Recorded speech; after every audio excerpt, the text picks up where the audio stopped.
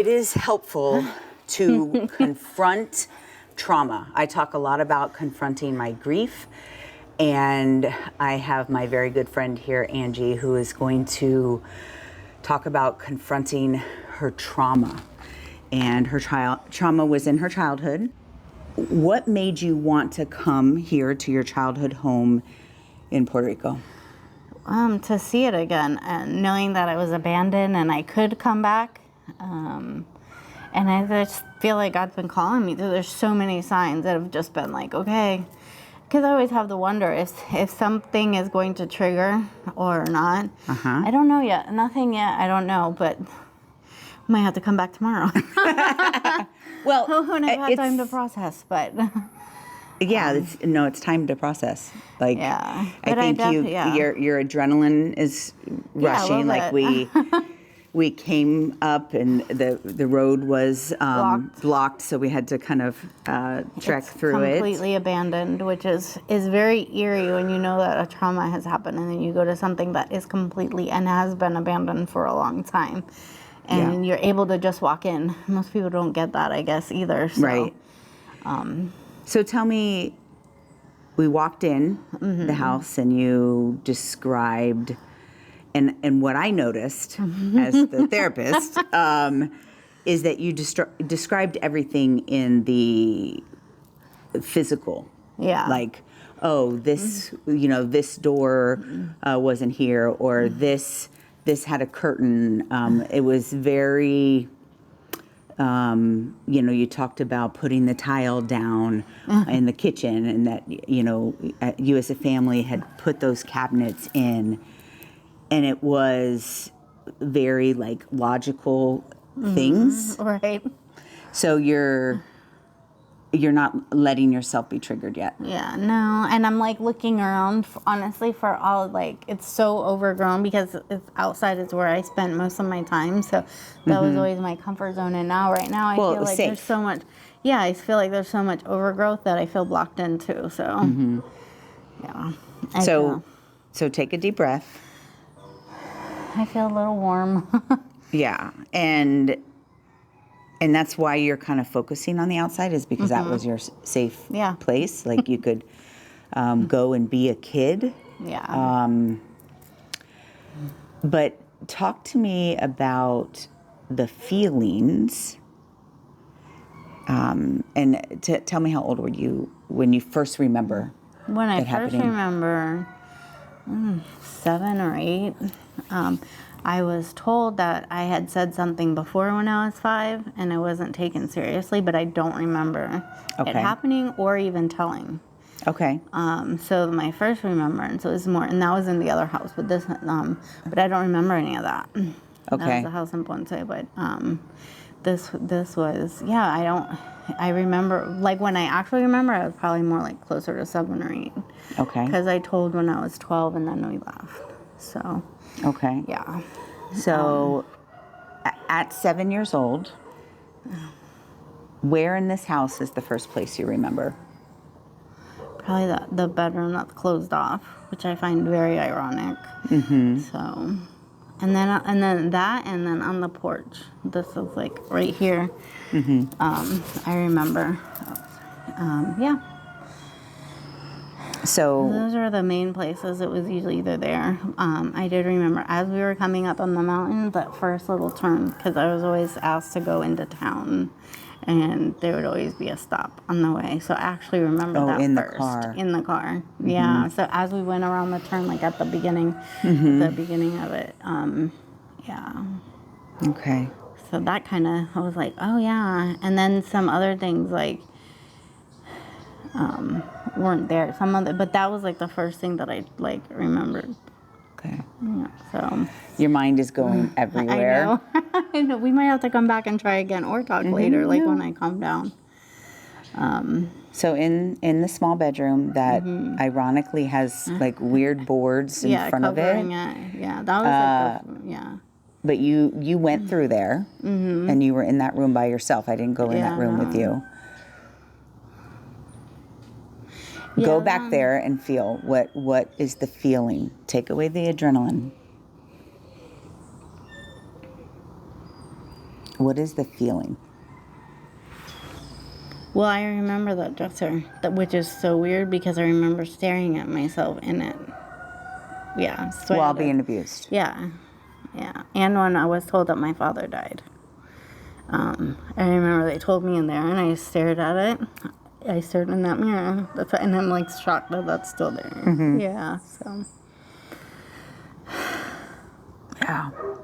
And do you still have visions of, we call them flashbacks of looking at yourself in the mirror? Yeah. Yeah. As a child and being abused? Yeah. Maybe if I go stare in that mirror, I'll see that child again. Mm-hmm. And we could do that. Yeah. What would you tell her? To be strong. And what would that mean? To keep going forward and maybe speak a little louder. Okay. Maybe speak a little louder. Because I think since then I've never really let my voice be heard in all situations. Like I still struggle with that. Not speaking loud enough. It's like it's all there, and I say it very meekly, but I don't speak loud enough for anybody to hear. When I'm upset, when something's wrong, when I'm bothered, I don't speak loud enough. I'd probably tell myself to speak louder. Especially with men. Yeah, especially.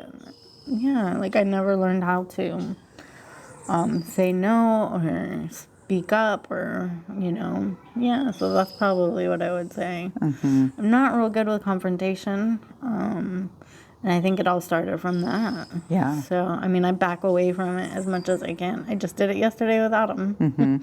I did. I literally, said it very, you're buying me a new door, but I didn't rage or get mad or even express how I truly But felt. inside you felt But you were... I was ready to break something. I was so angry and I was crying but I didn't say it out loud because I was so worried about his feelings. Because that's funny. I just made that connection. Right. I'm always worried about everybody else's feelings. Yeah. And it's twisted, but it's, I think, a very common reality in victims of trauma is the other person's feelings. Yeah. Yeah, we're always made to protect them and their everything. We're not allowed to say or speak. Yeah. And we've had this conversation about this person that's still in your life. Yeah. And there's not a right answer, and I want to make sure that, we're clear with that. This is confronting trauma is different for everybody. For Angie, she had an opportunity to come to her childhood home where she was abused and see what we can release from that, right? Because it's all about, trauma is about processing and releasing, making connections of how it still impacts you today, right? Because it does. Those things impact us, and it doesn't have to be in, major, horrible ways. It can be as simple as I can't even tell my son when I'm really freaking angry at him. Now he is a grown man, so he's not a little boy, but so let's go back in that room. Okay. And I want you to just do whatever you feel, like what you said. Maybe if you looked in that mirror, you would see yourself. I'm here.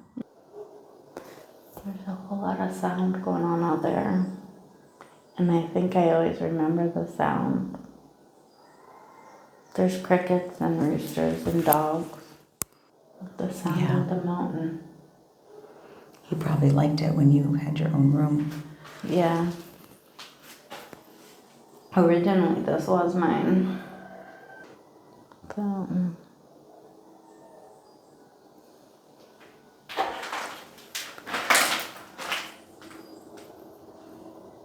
yeah, I still miss the outside. weird too that the door's knocked, but there's things over it.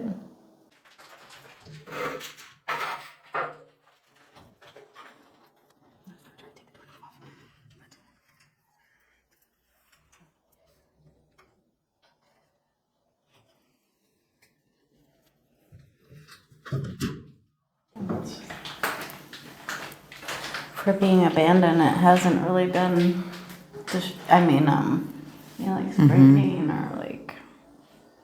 Do you see her? Yeah, sometimes I still see her all the time, but yeah, I can feel it. Tell me about her. I don't know, she was happy most of the time. But I guess I learned a long time ago how to just live in dreamland, and I could always take myself somewhere else, and I still do that. I remember being on the swing and just pretending I was a dancer or a gymnast, or, I was always somewhere else. Pretty much how I am today too. I can't stay in the moment. I'm always either looking back or looking ahead, and I have a really hard time just being in the moment. Yeah. Because I guess the moment was just too hard. Yeah. And I'm still like that. I'm trying to learn how to be in the moment, but it's hard. But hopefully I can say goodbye.